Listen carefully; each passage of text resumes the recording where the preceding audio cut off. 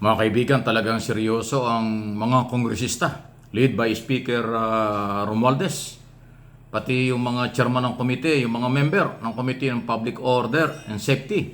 Yan ho sa pagpapatigil ng POGO operation at yung pagkakasangkot ng maraming kung sino-sino tungkol sa illegal na pogong ito. Tingnan nyo itong inspeksyon na kailang ginawa. Ayan o. Ayan. Nagdadatingan na po yung mga congressman. Diyan po mismo yan sa may Banban, Tarlac. Ayan, si Congressman Garin yan, babaeng yan. Okay? Ay, si Congressman Barbers yung nakatalikod na ito. Yan, si Speaker Romualdez yan. Sino-sino pa yung iba dyan? Congressman Gonzales.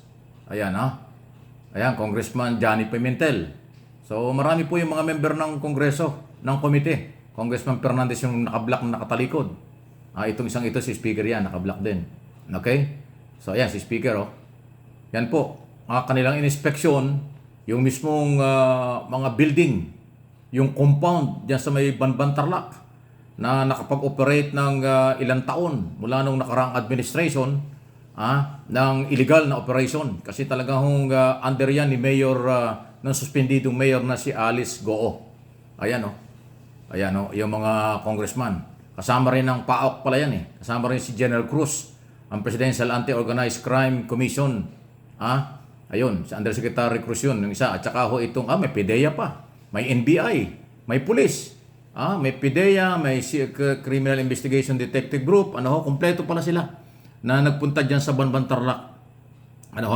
Para lang inspeksyonin po itong multi-billion, billion piso na operasyon ng POGO dyan po sa may parte ng Tarlac. Ayan na-stop na ho dito. Yan, si yung naka-white sa bandang kaliwa, ayan po si General Cruz ng PAOK. Si Speaker nasa gitna at si Barbers, itong white na nasa kanan at si Fernandez yung mamamawang nakasalamin kasi umakit sila ng hagdan. Na-stuck yung video, Kasi ocular inspection po ito, Ito po yung inspection mismo sa Banban, Tarlac ni Speaker at ng Committee on Public Order and Safety. Nandiyan din si Congressman Acop, nakita ko kanina. So marami-rami po yung congressman na nagsadya magpunta ng Tarlac para ho kanilang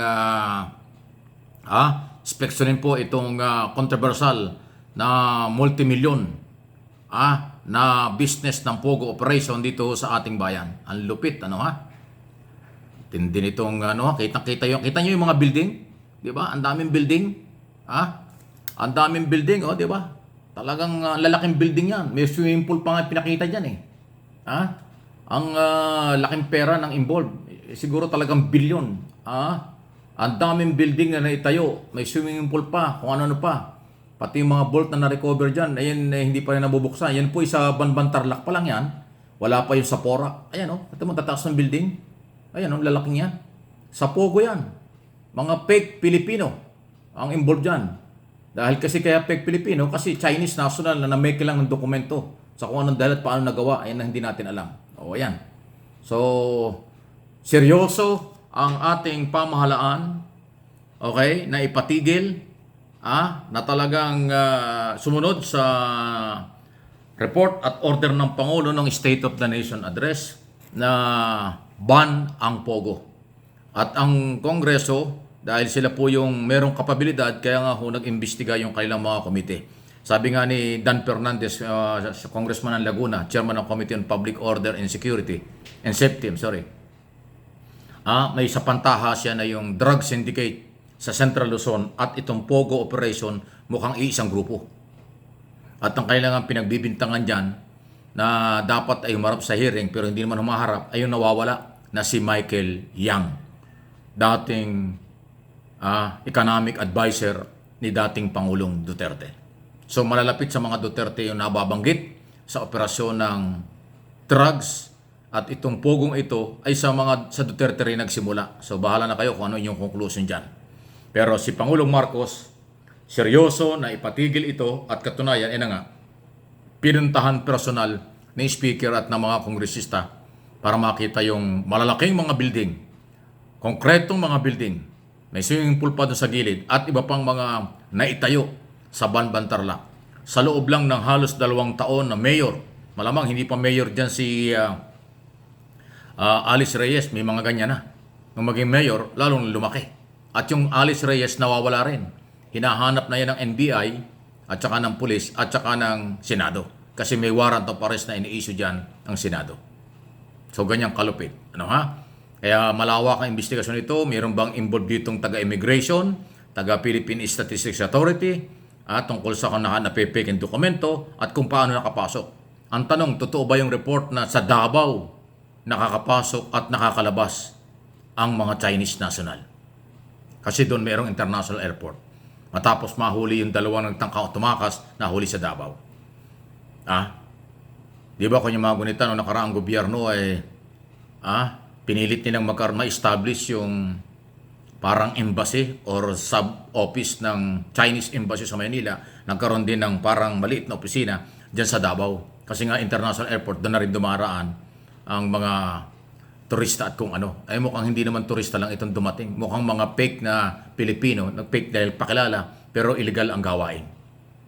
At sabi nga ng Pangulo, kaya nga binatigil niya, binal niya itong Pogo dahil involved sa kidnapping, iba pang krimen, at pati mga business na illegal. Kasi nga, mas marami yung illegal na Pogo operation kaysa sa legal.